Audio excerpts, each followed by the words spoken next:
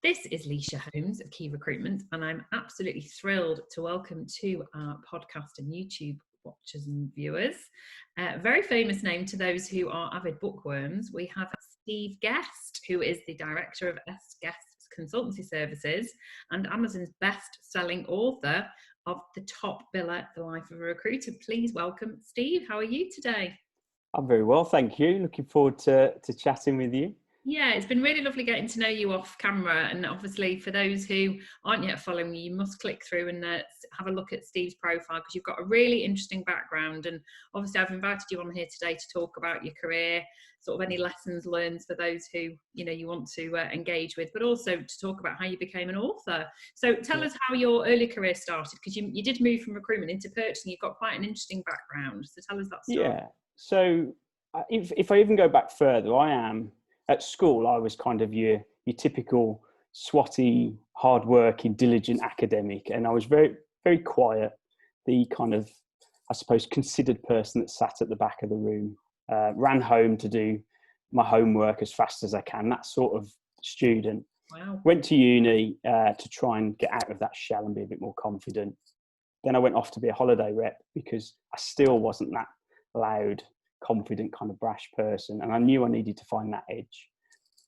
So I did that for a couple of years and then came back, and one of the first roles was to go into recruitment, because you could see the potential for earning potential and obviously going out and doing the sales side of things, but I really struggled, if I'm honest. The company that I joined was a very good, reputable business, and they were very specific and regimented in how they wanted you to work.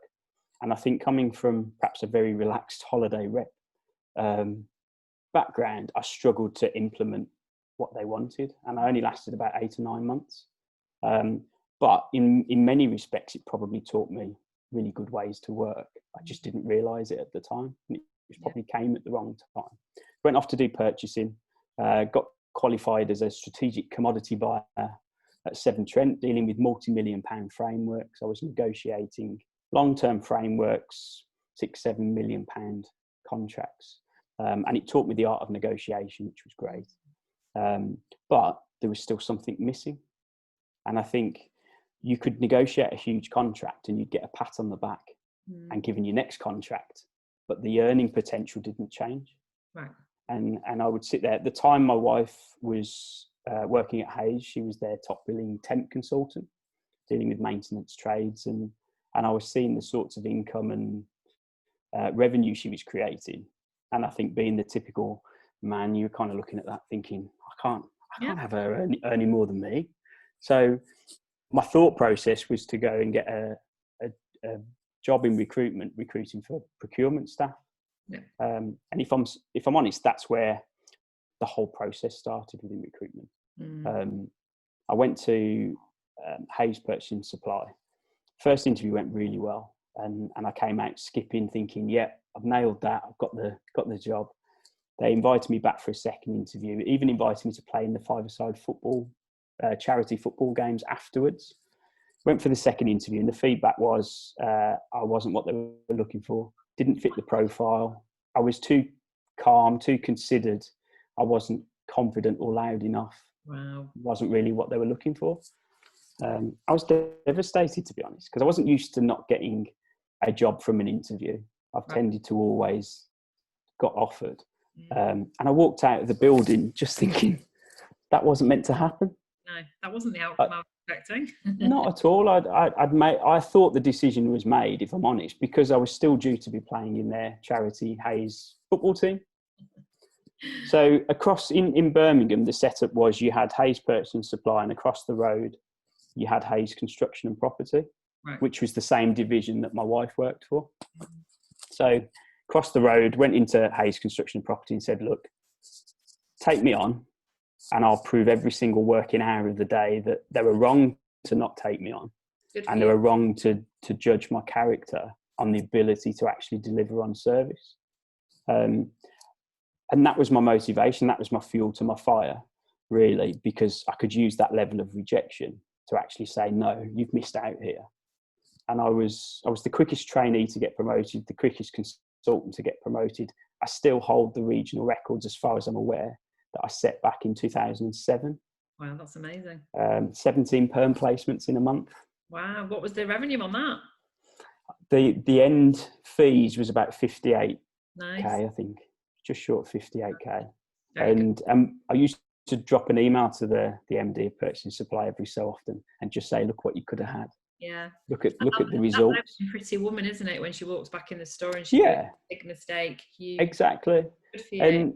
And I say, because I owe a lot to that interview in many ways, because I think if they'd have taken me on, I probably wouldn't have been the consultant I was. Interesting, isn't it? It's like counterintuitive what they did, but I mean, it must have always been in you to achieve what you did. But I think I like to prove doubters wrong. Yeah, I think that's what it is, and I don't like people to say no. If they say no, I'd like to think of a way of making sure it becomes a yes. Okay, that's why you're a good recruiter then. I think at the time I didn't know that. I was frustrated. They'd said no on the basis that I'm not salesy and I wasn't necessarily outgoing and I wasn't loud. It's interesting, isn't it? Because there is this kind of stereotypical, I don't want to say Wolf of Wall Street because I think we've moved way away from that, but this extrovert, which I am definitely that, I'm this typical outgoing salesperson, but actually there are many different ways to engage with customers, and in some sectors and in some environments, actually, it's better to be quieter and to be a bit more considered, because if those are the sorts of people you're selling to, they don't want someone brash. They don't want someone that's really salesy. They want someone that's authentic and genuine and listens to what they want. Completely. And I think that's recruitment in a nutshell. It's a service. So I think what allowed me to perhaps perform at a higher level, certainly when I first started, was the fact that I just did what I said I was going to do. So if I'm going to call you at Thursday at 4:00, I would call you Thursday at 4:00. If I'm going to go and find you 5 CVs, that's what I would do. Yeah. The biggest pain points in recruitment when I first started are still the same today. It's poor delivery on service. It's lack of feedback. It's lack of continuity, lack of just service deliverables of going out there and doing what you say you're going to do. Even if you can't achieve them, it's about communicating them back to the client or candidate to say, the market's not offering the person you're looking for, or actually I've spoken to 50 clients and at this point, none of them are interested in terms of your skill set. What can we do to change that, or can we target you in a different way? Being consultative, and you like you're saying, it was a different world then, but actually the problems that as a recruiter you try and solve still the same. It's exactly the same. So how did your own business come about then? Because you set up your own business just as the credit crunch hit. Yes. So, well, Fast Track was a business that was already running. It was a 35 million turnover business, and I went across to open their Birmingham office in 2008. Okay. So there's myself and a trades and labour consultant.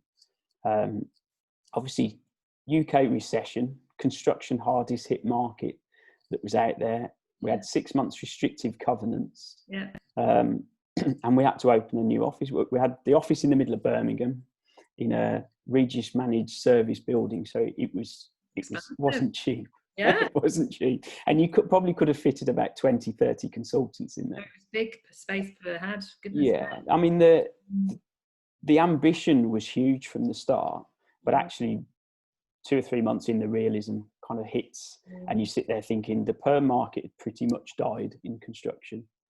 I couldn't talk to my existing clients either. No. So it was very much about, again, having that consultative approach to your clients and candidates to say, look, we've all got to try and get through these tough times. How do we go about that? Yeah, what can we do to deliver on service to ensure you make it through and we make it through? And what happened, we I suppose, diversified in terms of our sales pitch. Right. So it wasn't just perm recruitment. I was looking at freelance as well. Yeah. Because certainly in construction, they were recruiting people for project-specific vacancies and not looking to increase overhead. We looked at different ways in terms of potentially managing their cash flow. So we could set up agreements for fees that worked with them as well as us, which allowed them potentially to take more people on. And we also became the one point of contact. So for construction contractors, I've always worked on the commercial side. So estimators, buyers, planners, surveyors, from graduate through to director.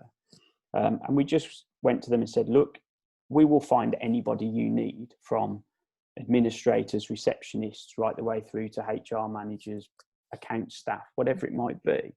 We want to take away the headache of trying to find different recruiters in different markets and just come to us. Okay. And what it meant was you built a stronger relationship with each of your clients because you became that call. Yeah. Your client services, you are their outsource, their partner, Exactly.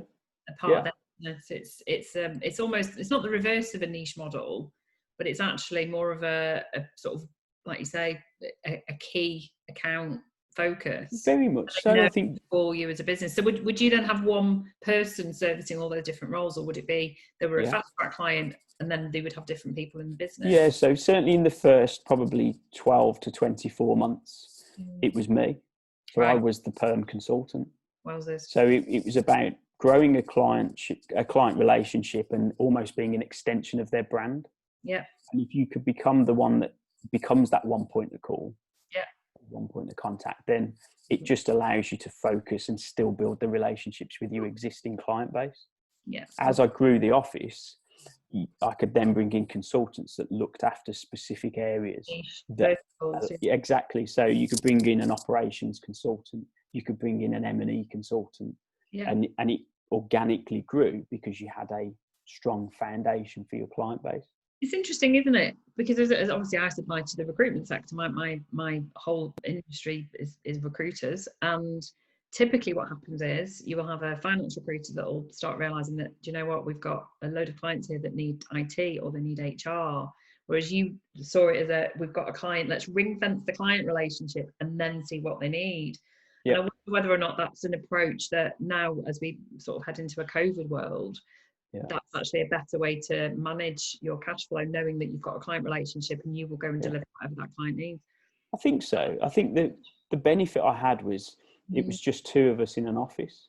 Yeah. And ultimately, if we didn't make placements, the office would close and we would fail in our opening of the region. The struggle other recruiters may have is they may just have a niche and not have the ability to look outside of that.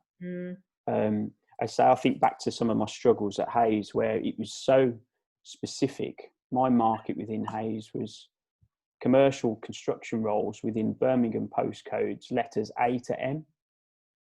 That's so. If I got a purchasing role, it went to Hayes Purchasing Supply. And what if you got a client with an N or an S? It went to another consultant. Yeah. Okay. And if I got a QS role in Leicester, it would go to the Leicester office. Right. Yeah, which is the way that it happens in and it works. It's the Hayes model, and it worked very well for me for the few years that I was there. But I think the benefit of where I was, it allowed me to be creative in my thinking, but also have the autonomy to just decide I'm just going to service this client and this client and this client, and I'm going to maximise my potential.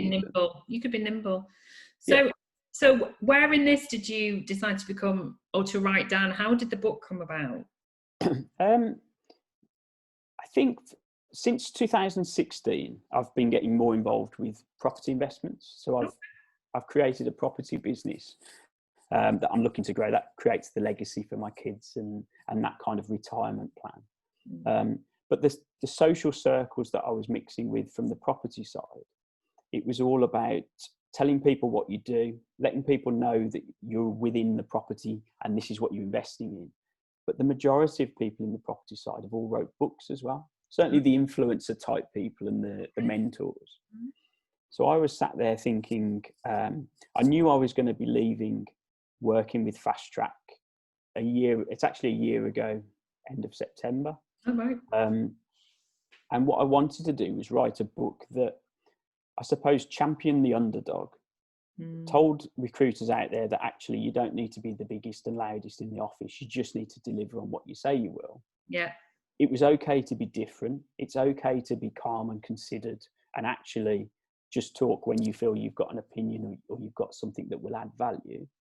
And I actually wrote the book initially to be almost a business card. And the idea behind it was I knew I was going to do and go off in a different direction. And I wanted my clients and candidates almost to see me as the recruiter that's wrote a book, because there's probably only 5 or 6 books out there. There's not many. No. in recruitment, the ones that are out there are very much like textbooks. Yeah. And they're quite difficult to read through. I bought a few before I started writing, and I stopped probably even the third quarter of the way through.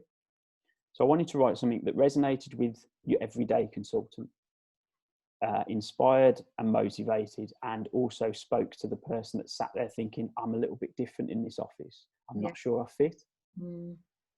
Because I've employed people like that, and I've worked with people like that, and more often they'll end up leaving the industry because they feel like they need to be louder and it's not their character. But actually they could be very successful if they just stick to it.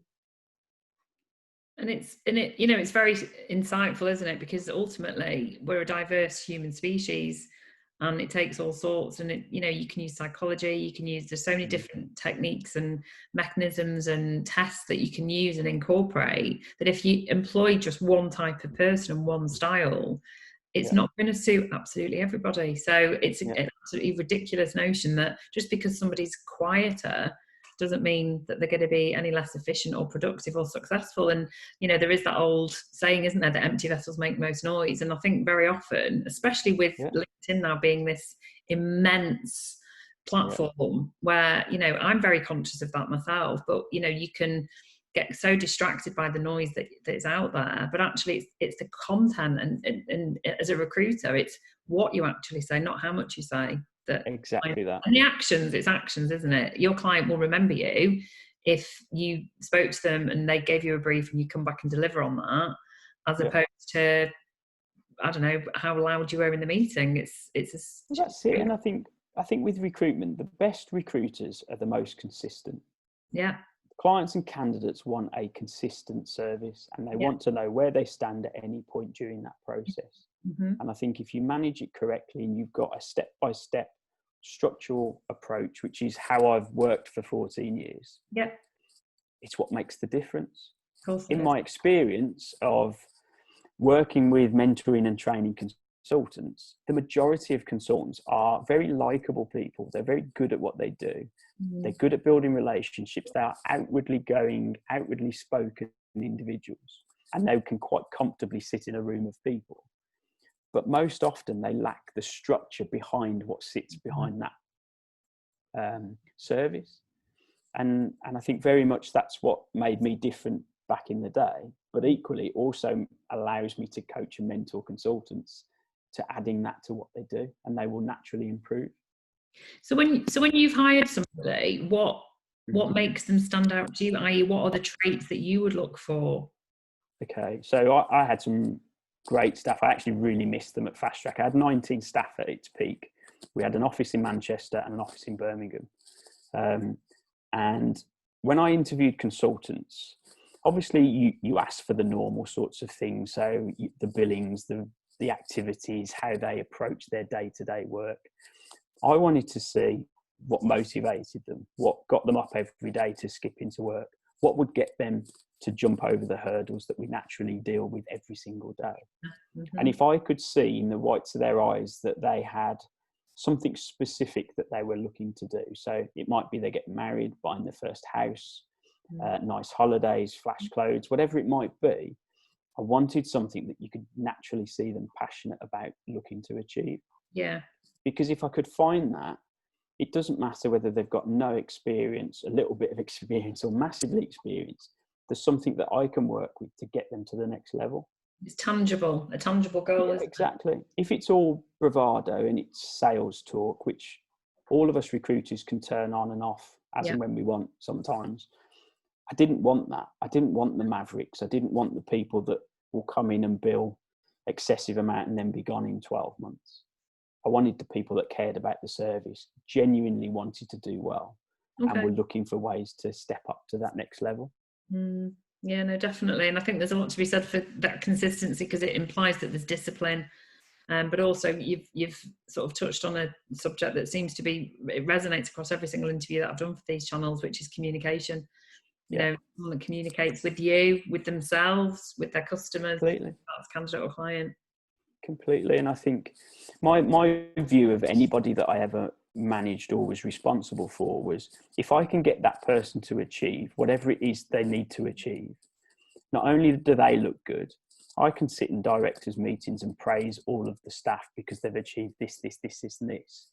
The consequence of helping them get to where they need to get to will no doubt get me to where I want to get to, because everybody's achieving. Yeah, and it was always about them. Goal, aren't you? So yeah, so people don't need to necessarily build recruitment businesses with these beasts. And I think the COVID world that we're in, I think when you started out in recruitment and you look at how the credit crunch worked, this has been, it was a sharp end in March. We went into lockdown, that was it. This isn't ending anytime soon, whereas I think there are so many differences, there are so many comparables, but with the world that we're in now, where it's about being very adaptable, communicating, having a good online brand. If you were hiring now, and I know that you're mentoring, what qualities do you think will elevate people to become top billers or maintain places? What are the differences in qualities now, you think? I think there's lots of caveats to where we are at the moment. It's about having that empathy with your clients, having patience on the basis that they're not moving as quickly as they normally do, certainly in recruitment, because it's fallen down the list in terms of priorities. You've got businesses that are trying to cover for people that aren't in the business. They're probably working twice as hard to achieve less, if not the same. And recruitment is difficult. And I think from a recruitment perspective, you need to still have that ambition, that motivation, that unwavering belief that you're going to be good at recruitment, and you champion the service delivery. If you can get that across to your clients and work with them to get to the other side, it will do you well. Of course it will. The difference with perhaps the market now to when I first started. When I first started, it was all about activity. It was all about call levels. It was about interviews, CVs out, which hasn't changed. I still work very much like that. But a huge proportion of the sales pattern now is personal branding. And it's huge. And if consultants aren't putting posts out, videos out, and almost documenting their journey, good and bad, they will miss out on a good proportion of their market. Because I know at the moment, if I put posts out on LinkedIn, I get really good engagement, and I am having clients and candidates watch what I'm doing, whether they interact or not, because they're not likely to, because they don't want to tell the world they're looking for a role or potentially looking to recruit. Definitely. A lot of what happens with recruitment marketing is it goes behind the scenes, and you don't necessarily know your outward posts and social media presence is having such an impact. And I think a lot of consultants shy away from it because they don't see the immediate return. The immediate impact, but the reality is there is an ROI, because otherwise it's huge. You're going to be totally unknown, aren't you? It's huge. If I give you an example, so about 2 years ago, it was the end of 2018, I did my first social media video, and I'd thought about doing it for probably about, 8 or 9 months, and I'd found excuses not to do it. And I was driving down to Watford. I was listening to Gary V crush it on Audible, stopped at the head office, got out, and I did the first video, which was something like, there's no value, there's no content in this video, it's just me getting over a personal hurdle. Here I am, comment away. It was something along them lines. And then I had someone comment saying, great video, but now you've got to do 10 videos in 10 days. There's your challenge. So I did this, and I've talked about this with a number of recruiters. The 10 in 10 means you're focused, you've got a specific action plan, and you've got to think of content. It gets you over the nervousness and the worry and the hurdles. My 10 videos are all about me. So it was my motivation, how to deal with rejection, whether I think mentors is a good thing. There was multiple things. One was how to deal with a hater, because I started to get people saying, you shouldn't be doing videos, you haven't mentioned what you're recruiting for, what you're doing. I'm like, well, it's nothing about that. It's a personal journey. But actually, behind the scenes, whilst it was really good for me to get used to it, I was having clients contact me. I was having candidates message me saying, I've just seen you pop up on LinkedIn. I've been meaning to get hold of you for a while. I'm looking for a new position. I had consultants going to their client meetings and their clients talking about my videos. It doesn't make you memorable. But also, they weren't commenting or engaging. No. So you wouldn't know it was happening. No. But the impact it had was huge. I had people contacting me saying, can I give you some suggestions for some videos? Brilliant. And it's just a different way of engaging with your market. Of course. That doesn't mean you're picking up a phone to do a pitch. No, I think those days, although I think there's still a huge value if you've got a candidate and you think that I should ring that client and introduce yourself and use the candidate either as a vehicle or as a genuine introduction. But nowadays there are so many different ways to engage, and you have to incorporate all of it very cohesively. And I'm a huge believer in that. And I guess the USP of yourself is the fact that you are a proven author, and there's a book. That's definitely helped. I think it was never the thought process when I wrote the book. No. Yes, I was using it as a business card and I was using it to elevate my brand. But I think because the book's now sold in 40 countries. That's amazing. We went past 2,000 copies a couple of weeks ago, and I never thought it would get to that level. And I am really humbled by the whole journey and all the support. Amazing. But what it's done is it's created a foundation for me to speak on a far wider audience and more global scale. Definitely. So it has put me in a different position, and it still works for my market. So I still get clients and candidates contact me, which was the whole point behind it in the first place. But people also get to know you through reading the book, through your social media content. You go to networking meetings and people will come up to you and talk to you as if they know you. And you're stood there thinking, I have no idea who this person is. Yeah, that's the social media world that we live in, right? Because I'll be like that. I'll walk down the street and someone will go my name and I'll go, oh, I don't actually know. Hi, how are you? That's good though, because that breaks down that barrier of the cold call.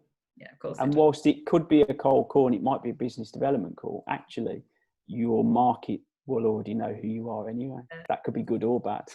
Have you got any more books in you, do you think? Are you going to write again? To be honest, I'm partway through writing the next two. Very good. So I'm writing almost a journal for this year, which has obviously changed dramatically. It started off, I was setting myself a billing target, and I was going to document how I did it from January to December. Obviously, by the time we got to March, it had taken a different direction. That chapter went to OD. Well, that's it. And I thought at the time, do I stop writing? Do I think, well, let's leave it till next year and do the same sort of idea? But actually, I think the book will be far more interesting. Well, document the journey. Well, that's it. It's documented the highs and lows. It's documented what's gone right and wrong. I've created the 12-week Recruitment Mastery online training program, which is now coaching and mentoring consultants globally. And it's talked through the implementation of that and what got me to that point. I did a post probably second week of April, I think it was, on LinkedIn. And I just said, if there's any recruiters out there struggling, if there's anyone that needs to have a conversation or just wants to have a rant or a cuddle, whatever it might be, I'm clearing out my diary next week. You can book in for a 30-minute Zoom call and we'll just have a chat. And I thought it would be probably 10, 12 people that knew me, were local to here.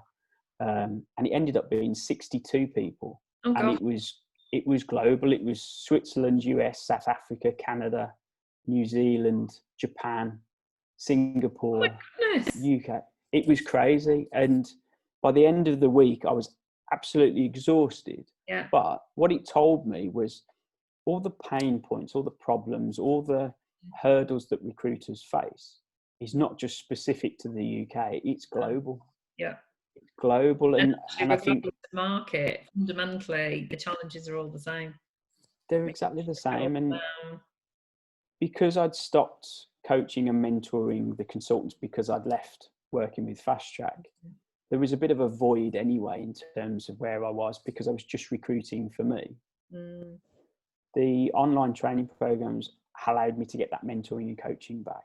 The book elevated me to a point that gives me the foundation and I suppose that level of trust for people to know what they're going to get from the course. It's good. And it's great for me because I'm getting to speak and talk to individuals on a weekly basis. It's great. It's great when you can do something that you love and you can give all this value back. So one final question. You mentioned earlier on about there not being many recruitment books that had inspired you, but are there any particular books in particular that you would recommend to our viewers and listeners? Yeah, so I've got a few. I Great. read quite a lot. I probably read a couple of books a month. Okay, great. And if I'm honest, I only started reading 2012 after I'd read Rich Dad Poor Dad. Yeah. That's a good starter, and most entrepreneurial type thinking people have read that. We should have agreed that at the start. We should have done a snap. Yeah. The next one, if you haven't read it, is that one, The Key Person of Influence by Daniel Priestley. So that's all about making sure you are the one that stands out in your market and you get recognized. He talks about writing a book to elevate who you are. Excellent. He's brilliant. Great book as well. The Compound Effect by Darren Hardy. So Compound Effect is about making small incremental changes to improve where you are. So you have people like Dave Brailsford, who took over the British cycling team, and he made small 1% changes in everything that they did. And over the span of a lifetime, or 12 months, the difference is huge. And the last one, Start With Why. Simon Sinek. So that's the motivational one. That's the one where if you're struggling and you sat there thinking, why am I doing this? What am I getting up to go and do? If you read that, that will allow you to have those thought processes about what it is that's going to get you to run through that burning building. And for those who aren't particularly bookworms, he's amazing on TED Talks and he's amazing on social media. Those are wonderful recommendations. Well, thank you so much. And I believe that you are, for any of our wonderful connections and listeners and viewers, you are going to give us an exclusive discount code for anyone that wants to purchase your brilliant book. So get in touch with me, send me a private message and we'll send that across to you. And thank you so much for joining us today. You've been a really wonderful guest and it's been great listening to your experiences, and all the very best to you. Nice to meet you. Thank you. Lovely to meet you too.